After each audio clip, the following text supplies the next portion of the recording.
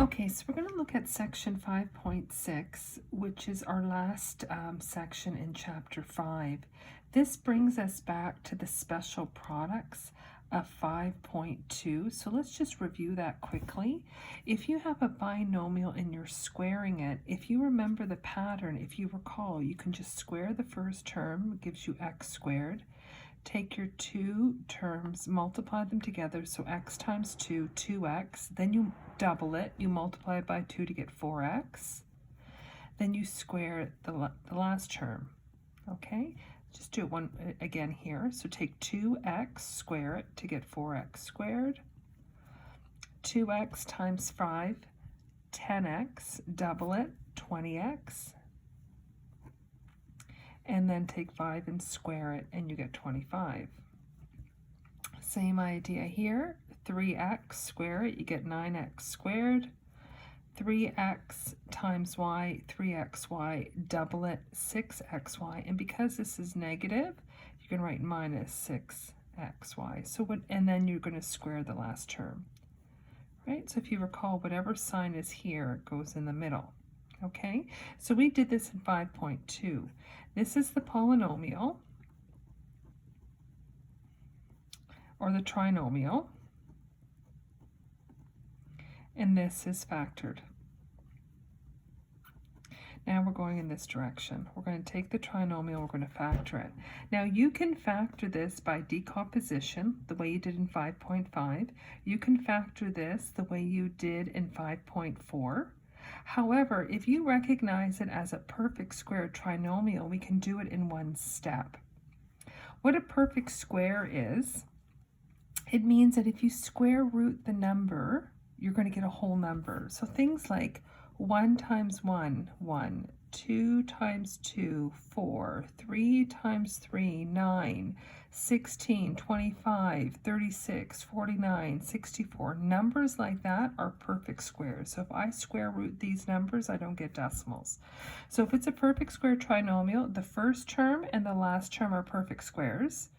Okay, like there's a 1 here, x squared, that's a perfect square. 4 is a perfect square, 25 is a perfect square, 4 is a perfect square, 9 is a perfect square, 1 is a perfect square. So, and then you check the middle.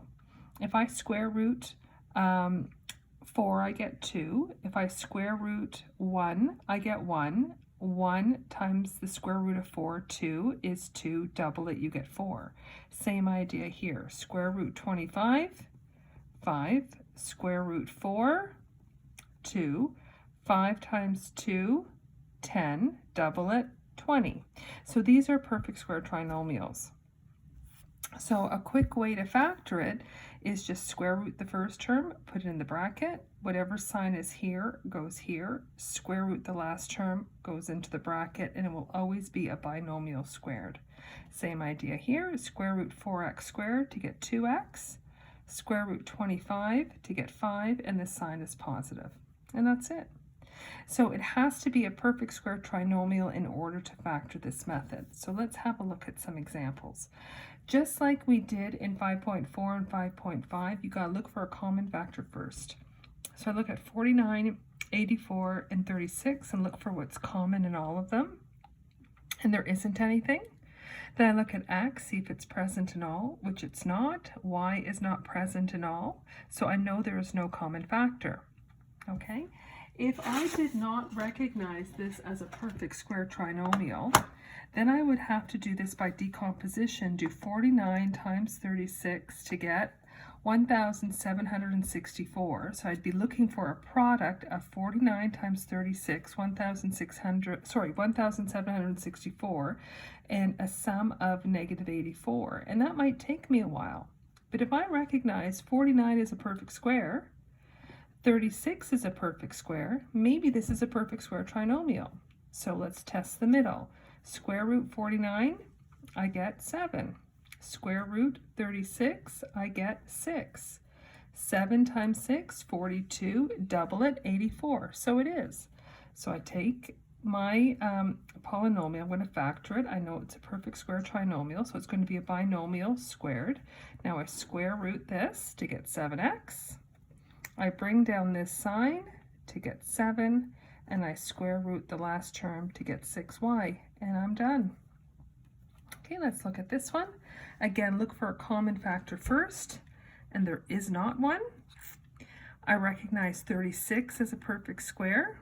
I take the square root of that, I get 6. There's a 1 understood here, right? I square root that, I get 1. 6 times 1, 6, double it, 12. So I know it's a perfect square trinomial. So I know it's a binomial being squared. Square root this, 6m, take down this sign, plus square root this, and we're done. Okay, so let's look at the last type, and that's factoring differences of squares. Again, we did stuff like this in 5.2 when we did special products. So if you recall, if you don't remember, you can go back and watch the video. Multiply the first terms together to get x squared. Multiply the two last terms to get minus 9. And if you recall, this is the one where the middle, if you did FOIL, the middle term simplifies to 0, and that's why we can just multiply the first two and the last two. So the same idea here, 4x squared minus 1, and then 16x squared y squared minus 25. Okay, this is called a difference of squares. So this is the polynomial, and this here is where it's factored. So once again, we're going from here to here. Now differences of squares, so they have 1, 2 terms, all of them. So it's different than a trinomial because it's a binomial, have 2 terms. The operation is always subtraction. Okay, and again, you have perfect squares. If I square root any of these numbers, I don't get decimals. So how do I go from the polynomial to the factored form?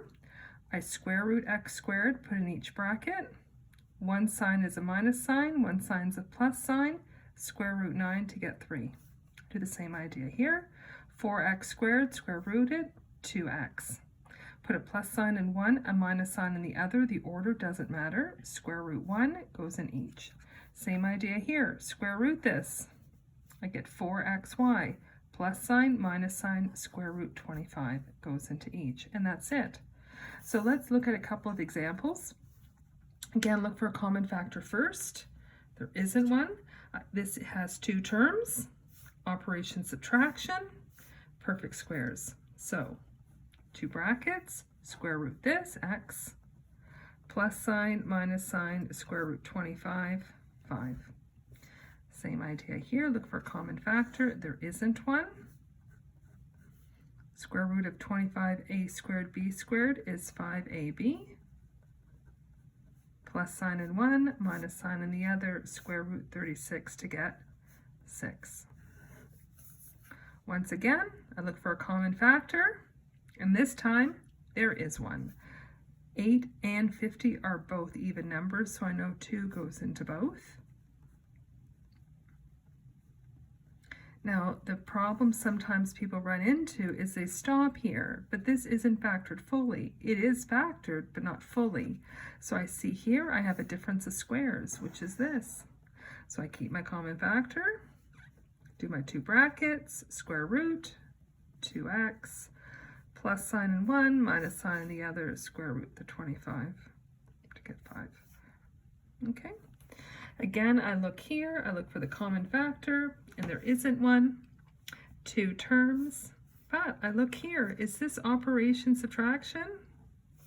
No, it's addition. So this is not a difference of squares. This is not a trinomial that we can factor. There's no common factor, so this one cannot be factored.